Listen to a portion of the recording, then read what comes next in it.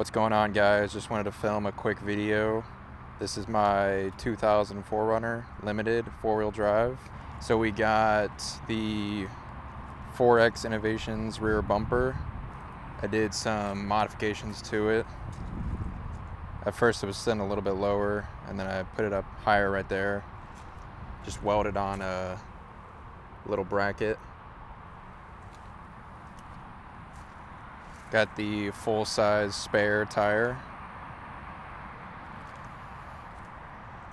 The only thing I don't like about this is that there's a little bit of a gap down there, but it's not that noticeable.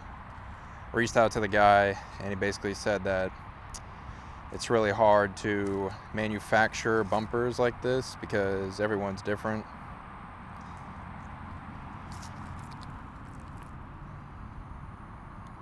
So after doing this, I realized I forgot to mention the coil setup.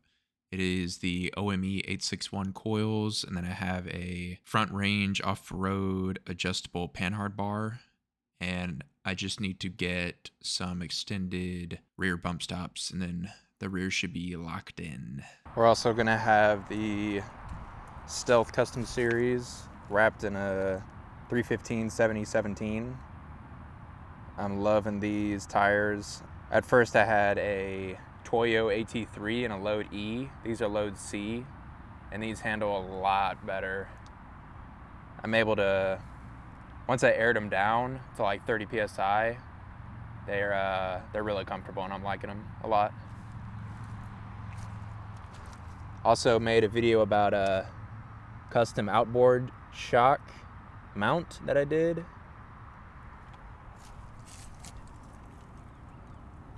And then I'm running the Land Cruiser Tokico shocks. We got the OCD sway bar links. Super sturdy. Got 333 Fabs steering rack mount.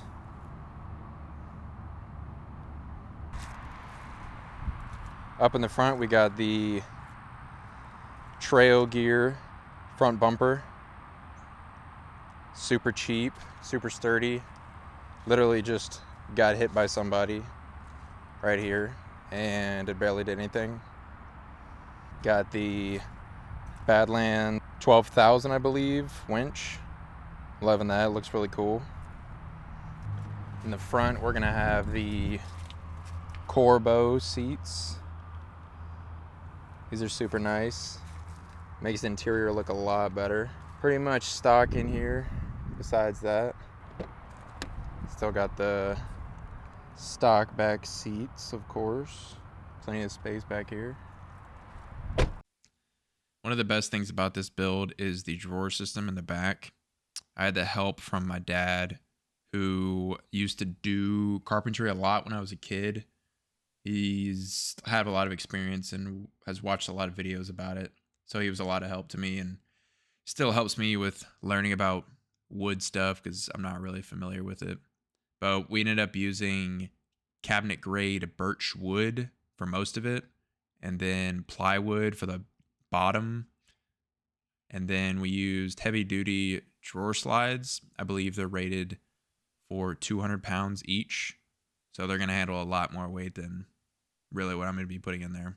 All of that was rushed because I was trying to go to Arkansas, and we ended up running out of time and couldn't put carpet on it, but I did end up putting outdoor carpet, black carpet, and it turned out really good. All right, so for under the hood, gonna be a stock dog motor and some heat reflective tape that I thought would change the intake air temps, which I believe might have, and also a Group 34 battery, which is the biggest battery that you can fit in a 3rd gen 4Runner, which helps a lot. I believe it has 1400 cold cranking amps.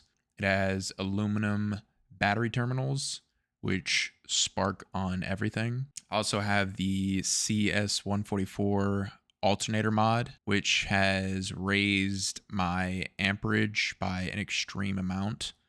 I'm also getting about 14.2 volts just driving around town, which seems high, but apparently that's what these batteries are like.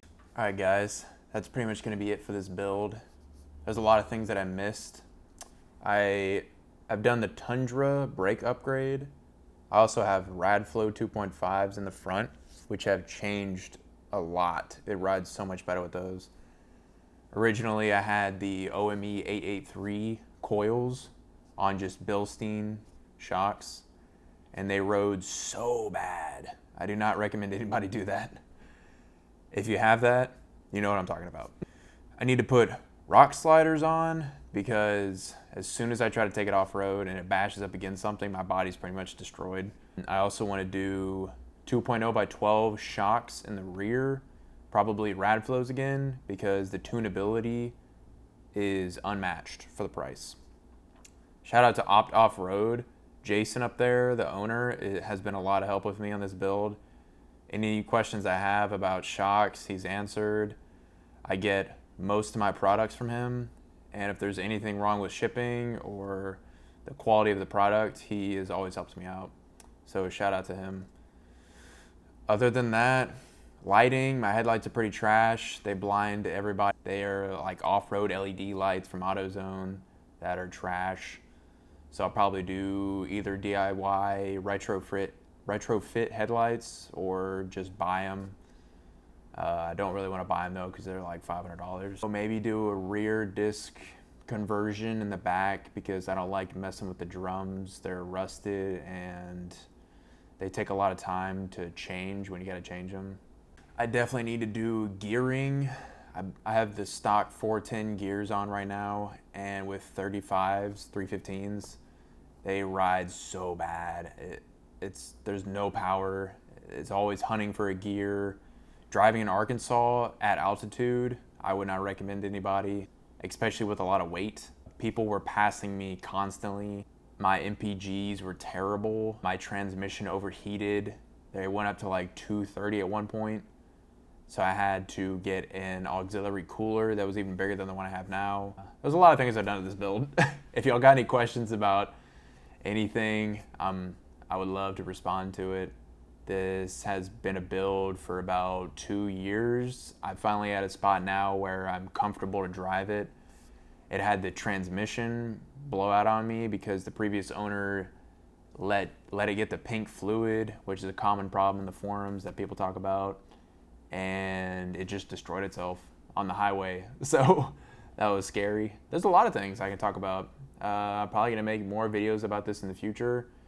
I'm still gonna be working on it in the future. It's a lot of fun. So yeah, just let me know if you got any questions. Thanks, guys.